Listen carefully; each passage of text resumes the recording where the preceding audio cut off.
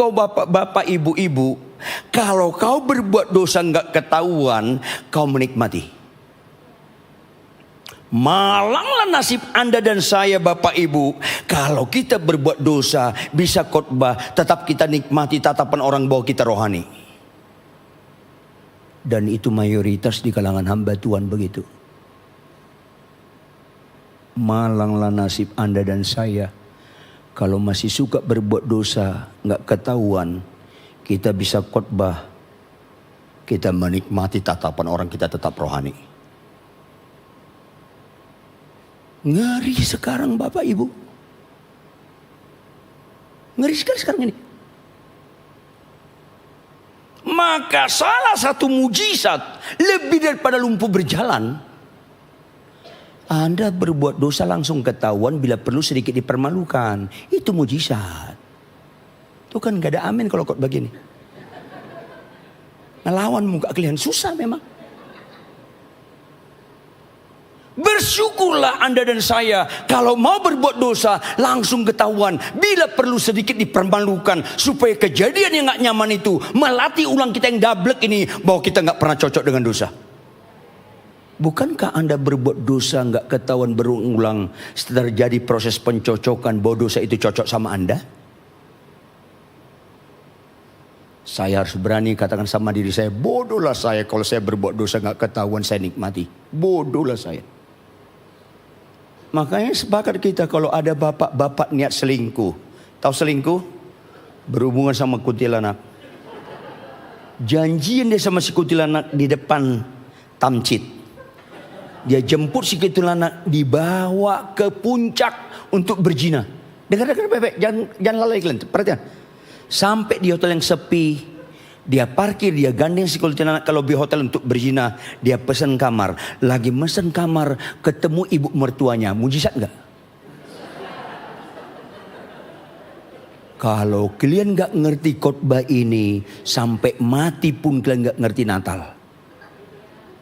Catat dong baik-baik. Udah suka berbuat dosa bisa khotbah bagus. Itu kan penipuan sempurna. Udah suka berbuat dosa bisa mendoakan orang sakit sembuh. Itu kan potensi Anda makin sulit bertobat. Pendeta di Amerika, di Eropa, di Afrika, di Asia, di Indonesia, mulai banyak yang begitu kita. Nangislah kita semua. Karena kita sedang melempar kotoran ke palungan Yesus. Makanya saya ajarin Anda berdoa. Tuhan, dosa itu sangat keji dan serius. Saya belajar melihat dosa sebagaimana Tuhan melihat dosa. Sampai kau mau berkorban di kayu salib karena seriusnya itu dosa. Tolonglah Tuhan.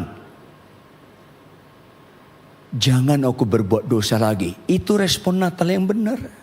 Karena dia datang untuk menyelamatkan manusia dari dosa, bukan dari penyakit. Tolong aku jangan berbuat dosa lagi.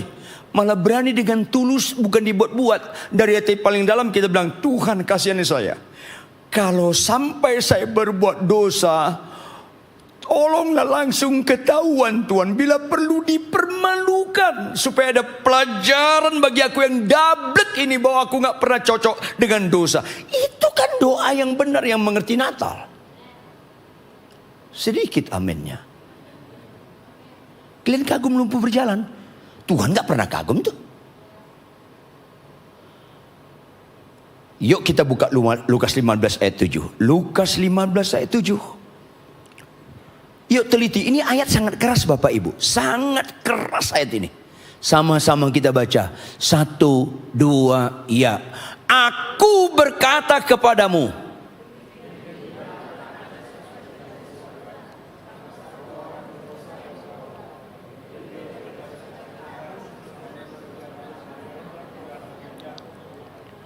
Ayat ini sangat serius.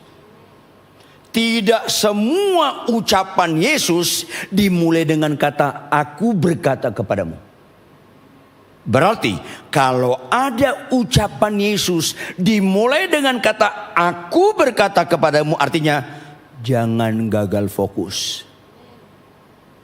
Kalau ada ucapan Yesus dimulai dengan kata aku berkata kepadamu, artinya kalimat berikutnya jangan lupa sampai mati. Kalau ada Tuhan berbicara dimulai dengan kata aku berkata kepadamu, itu prinsip dan sifatnya absolut. Baca berikutnya, tampilkan operator ayatnya. Jawab Bapak Ibu. Ucapan Yesus berikutnya, dia sebut ada dua kelompok. Kelompok pertama berapa orang Bapak Ibu? 1. Kelompok kedua berapa orang Bapak Ibu? Enggak gemetar kalian baca ini? Enggak gemetar kalian baca ini? Jawab Bapak Ibu, ada enggak firman Tuhan bobotnya hanya berbobot gertakan? Ada enggak? Enggak. Ini pasti digenapi. Ekstrim. Bukan 1:10, bukan 1:27, bukan 1:46, bukan 1:71. 1:99. Ngeri enggak? Makin ngeri Bapak Ibu, status. Satu ini orang apa? Tampilkan ayatnya operator. Satu orang ini statusnya orang apa? Orang berdosa. 99 ini statusnya orang apa? Makin ironi. Gak nangis kalian baca ayat ini? Makin tumpul hati roh nurani banyak kami pendeta, orang Kristen, worship leader, singers, pemain musik. Karena gak ngerti nilai yang mau disampaikan Kristus kepada orang percaya.